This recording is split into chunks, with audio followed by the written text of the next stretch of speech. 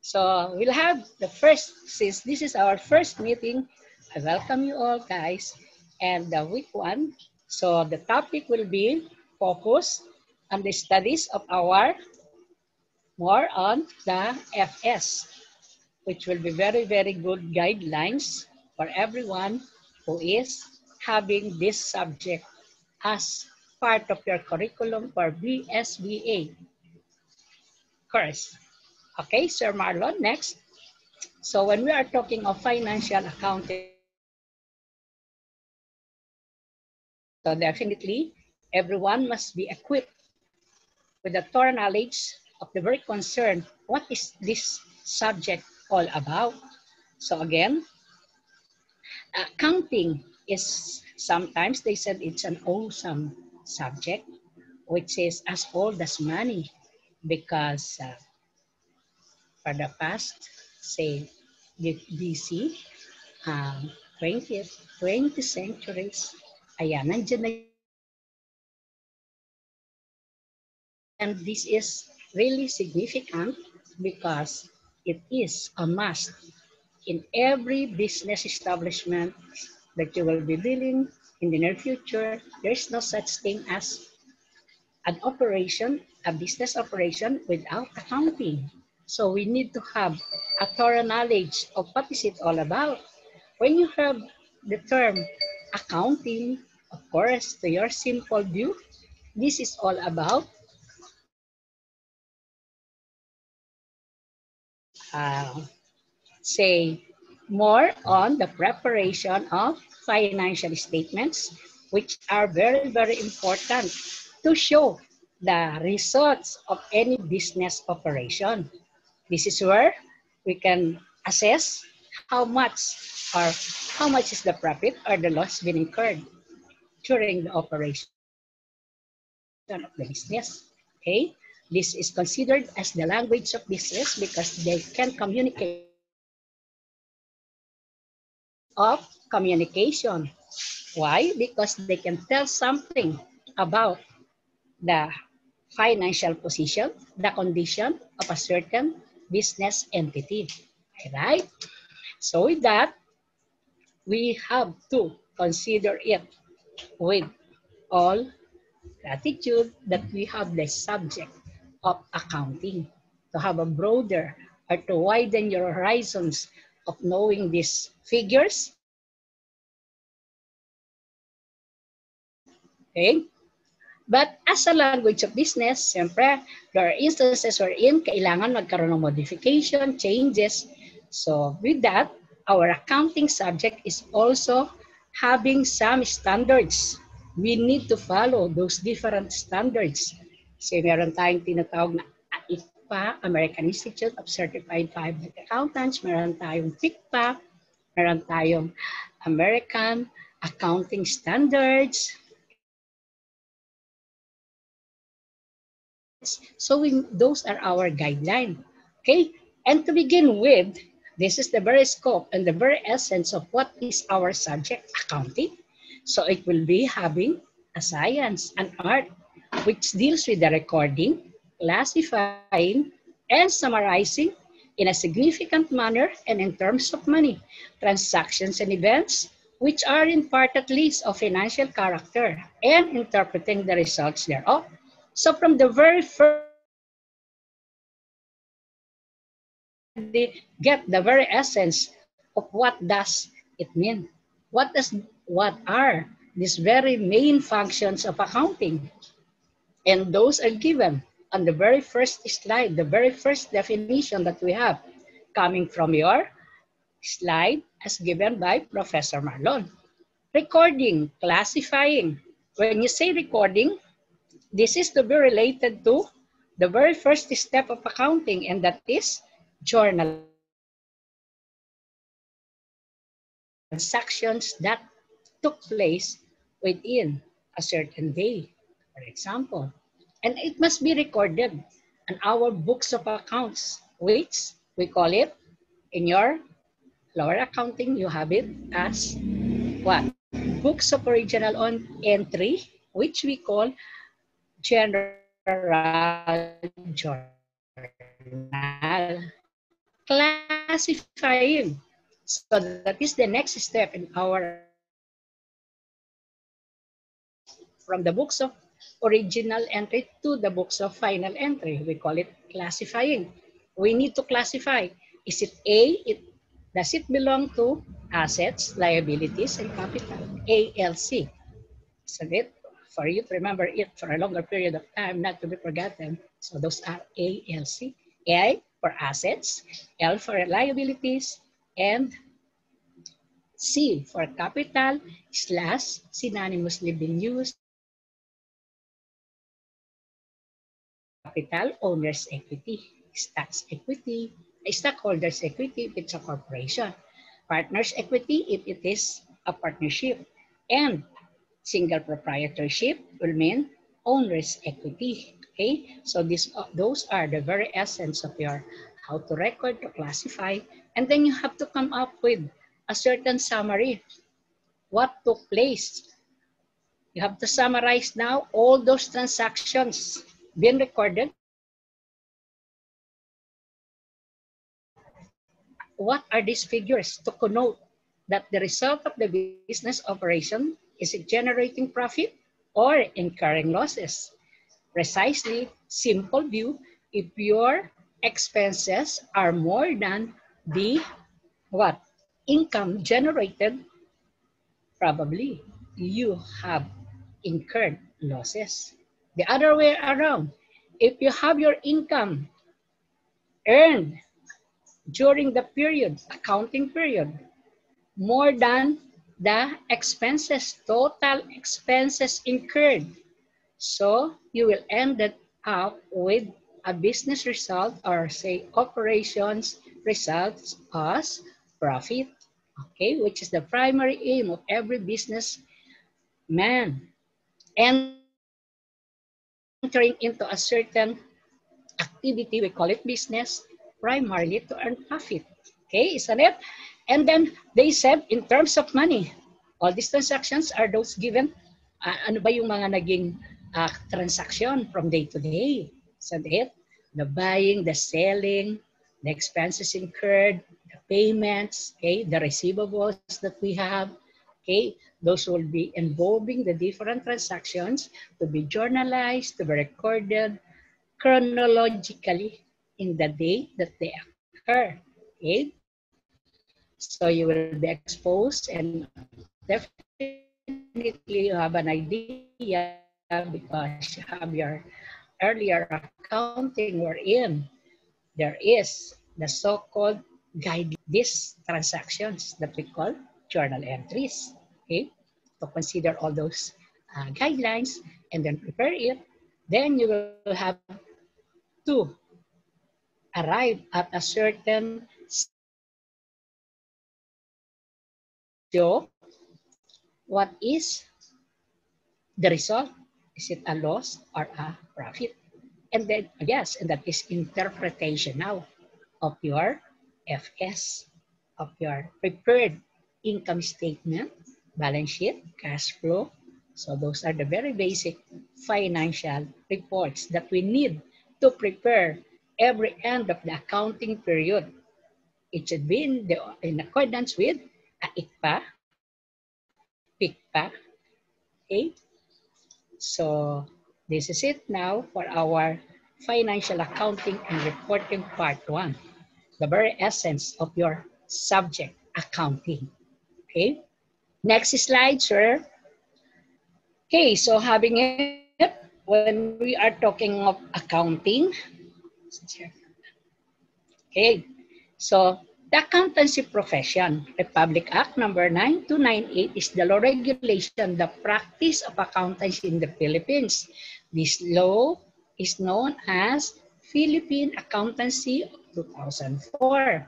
And definitely you are covered by this Republic Act number 9298. It's mandated that all accounting firms, all accounting tasks must be in accordance with this Republic Act, Philippine Accountancy of 2004. Okay, Board of Accountancy is the body authorized by law to promulgate rules and regulations affecting the practice of the accountancy profession in Philippines. Okay, that is tantamount to saying that, as I have emphasized earlier, very first statement is that we need to abide by these rules and regulations coming from our Board of Accountants.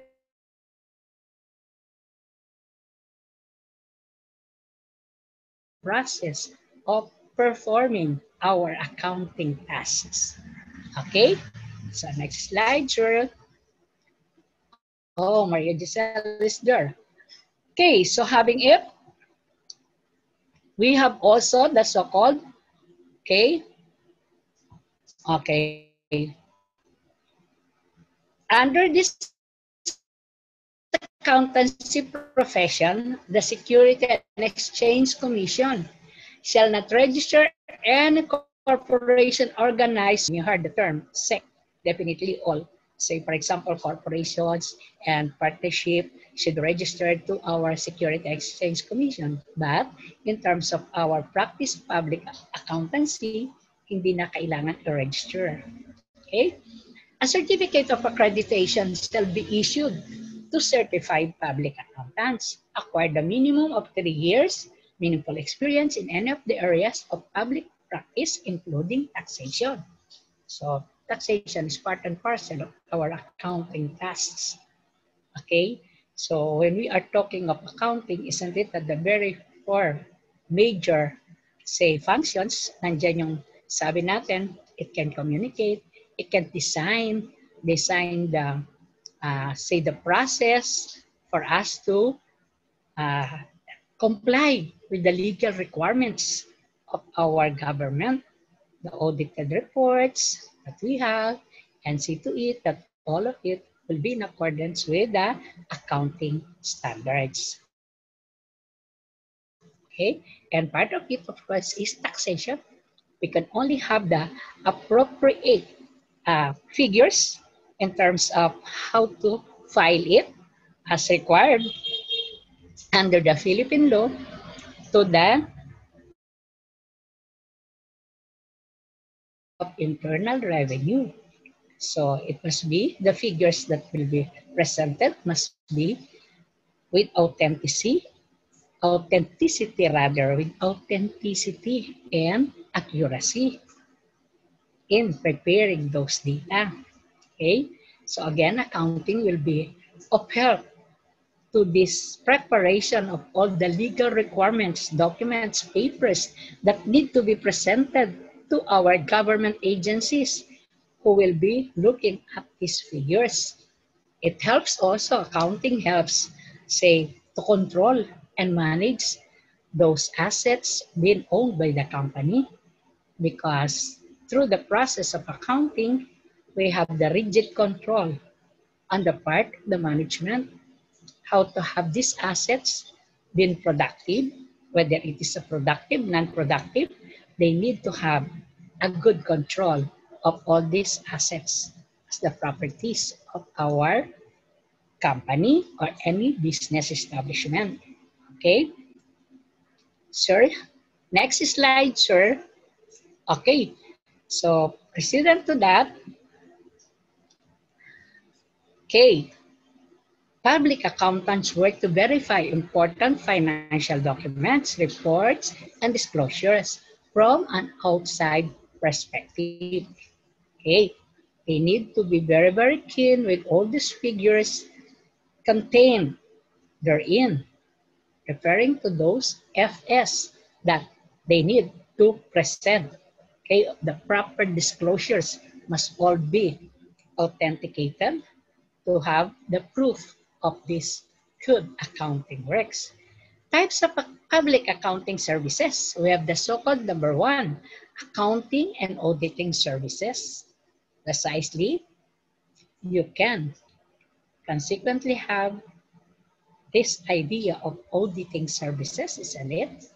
Wherein there must be an assessment, examinations, rigid study of what are these figures with accuracy, again, expected to be prepared by auditors with Siyempre, meron silang tinatawag na reliable, very reliable people.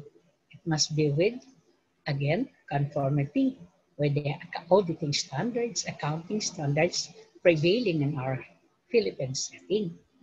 Okay, we have also the tax services. Ayan.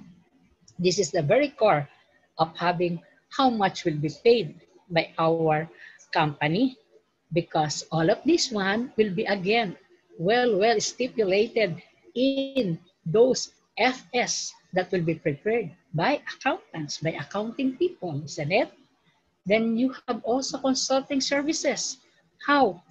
Definitely, when you are an accounting as a manager, you have this accounting knowledge, you can be consulted for whatever will be profitable. Say, is there such thing as an expansion for the company? Is it to be on services, or in it can be gathered from an accounting what staff, an accounting office, because they know the very how ano ba yung mga nagaganap during the operation for a certain period of time. So speaking of accounting period, you know, for one, meron tayong tinatawag na, is it annually? Is it semi-annually? Is it quarterly? It depends upon the need of a management staff, or rather of these people who are interested and who are authorized to say that this is to be prepared quarterly. Is it semi-annually or annually? Normally, plenty are having it. When you say annually, 12 months period, whether it is falling under fiscal period or calendar period. What do you mean by fiscal period? Calendar period, when the business is started on these accounting tasks from January to December. Now it is fiscal period.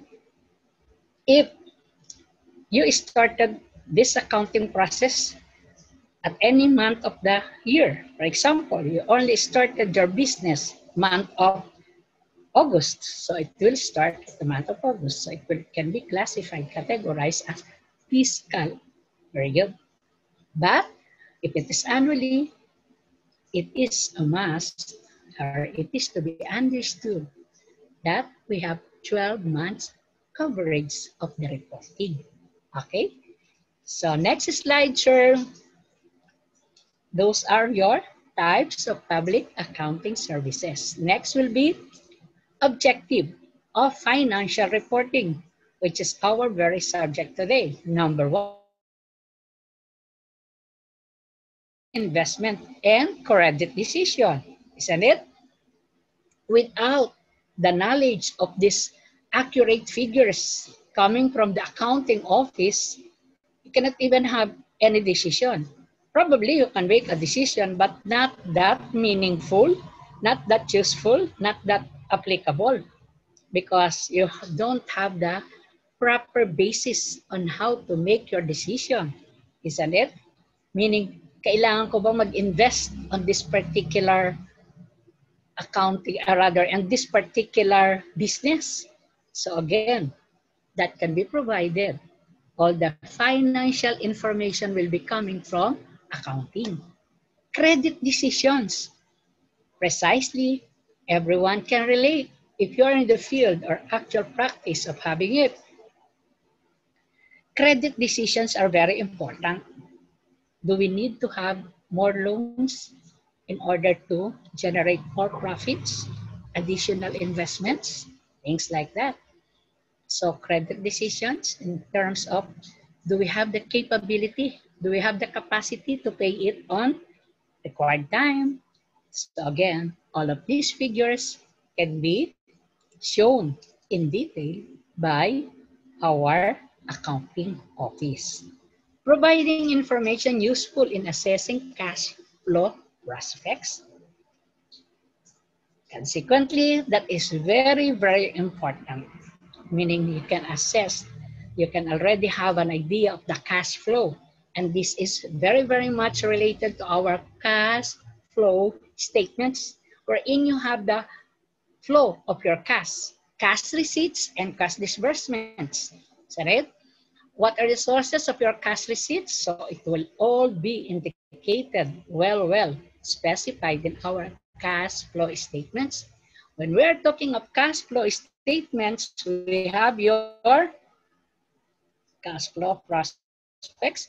We have your three activities: the investing activities, financing activities, and operating activities, wherein the in and outs of your cash, the incoming, the research, and the receipts of your cash, as well as the disbursements of your cash, are all indicated because you need to assess your cash flow prospects in the future, which will be the priority of the management in terms of having good what?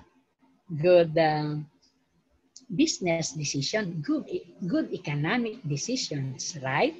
Okay, so providing information about entities' resources, claims to those resources, and changes in resources and claims.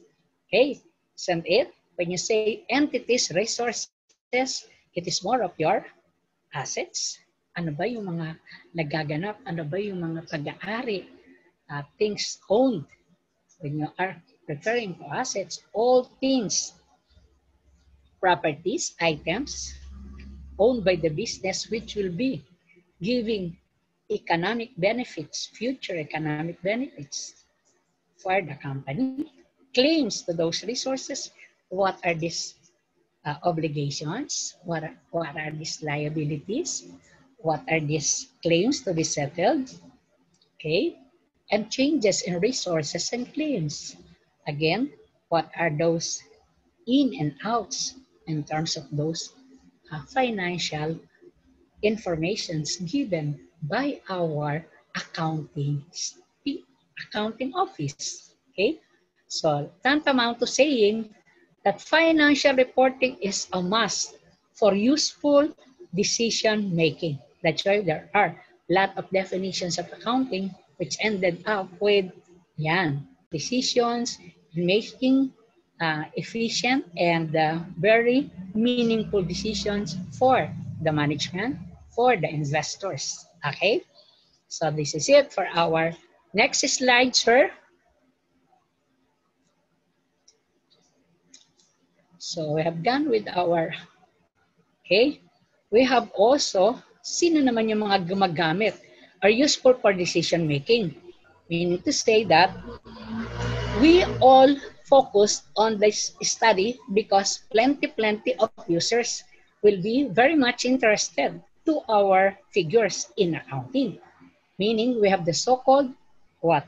Direct users and indirect users. So in our slides given now, accounting information of a business enterprise is used by many stakeholders. Is that it? Everybody can relate. And of course, a fact to be admitted that our stakeholders is in need of our accounting information, our financial information as well. Different parties use this information for different purposes depending on their needs. Is that it? That we can relate it from time to time that napakaraming nangangailangan ng ating accounting information or financial information.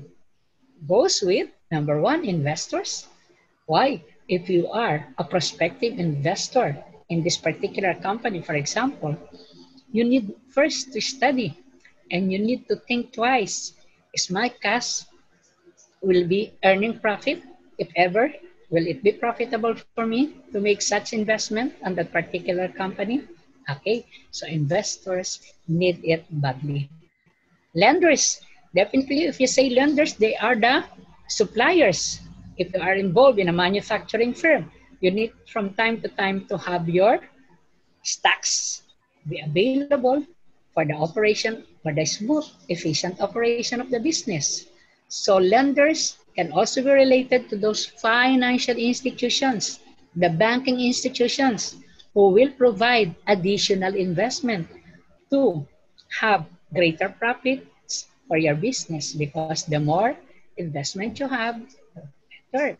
Okay? So lenders in terms of if we are relating it to financial institution, the banking institutions, wherever we are, wherever we go, definitely they won't lend you or have, you cannot borrow any amount, not unless you have the process of this compliance for the requirements. Number one requirement, of course, which is very, very, again, not to be, say, not to be mislooked, ay number one na yan, ang financial statements, audited financial statements of your company para mabigyan ka, whether it is million in terms of loans, so the financial statements will do it for you so that any banking institution can allow you to have this amount of loans. You will be requesting a bank to grant you for the additional cash investments in your business. Okay? So maraming mga lenders, lahat ayan nangangailangan. Tingnan muna. Can you just have it simply because as a simple lender, ay hindi ka naman magpapahiram without knowledge. Eh ano bang katatayuan ng business mo?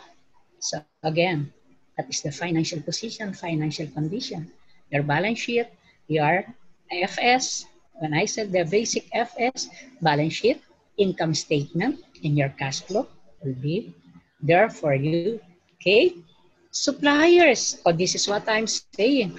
If you are dealing with, say, merchandising firm, you have your manufacturing firm, which I know for one that you have the knowledge already. So suppliers are very, very important to make a smooth flow of your business activities, isn't it? You cannot just focus on one supplier. You need to have plenty. That is the so-called nagkakaroon tayo dyan ng canvassing. So that will be the part and parcel main function of purchasing department.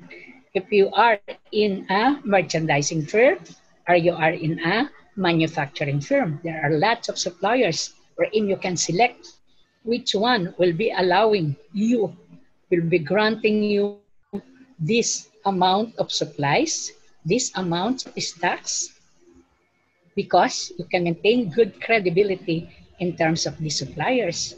And as well as, you can also have a choice. See, saan bang supplier pwede akong magkaroon ng best quality at a lower price? So things like that can be taken up with your FS pa rin. Nangangailangan tayo ng FS. Titingnan niya ng ating mga supplier for you to be granted extension of credit. So we call it credit ratings or credit accommodations. We are dealing with multinational companies, pharmaceutical companies. Ako, napakahalaga niyan. They will look at it so that you'll be granted those accounts receivable amounts, yung magiging collectible, hanggang saan ka pwedeng alagwahan ng supplies. Again, those are much needed by the suppliers in town. Government agencies precisely are in need of our FS. See? So financial reporting, very important. Diba? And the best one that an accurate example of government agency, definitely we have your BIR. You cannot just settle your liability. You're liable to have our tax payments every end of the year. It is mandatory that everyone has to submit the FS to be attached as supporting documents for the payment of your legal requirement as tax payments for your business, is whether it is a single proprietorship, partnership, or corporation. Okay? Well, ano yan? It is mandatory under the Philippine law to have your BIR payments. So yun yung mga government agencies natin and so many other government agencies na nangangailangan yan. Siyempre, yung say land bank o financial institution yan, but also to be considered as a government bank. Again, the FS is very important. General public, definitely. Bakit ba siya kailangan ng general public? For instances wherein, say for example, wow, there is, yes, because there is such thing as meron tayong government-owned corporations which is mandated under the Philippine law to have your published, that is with transparency in terms of this financial condition of a certain business because they are public, rather government-owned corporations. Naku, nakaano yan sa general public so that general public will know what is the status of this particular government-owned corporation.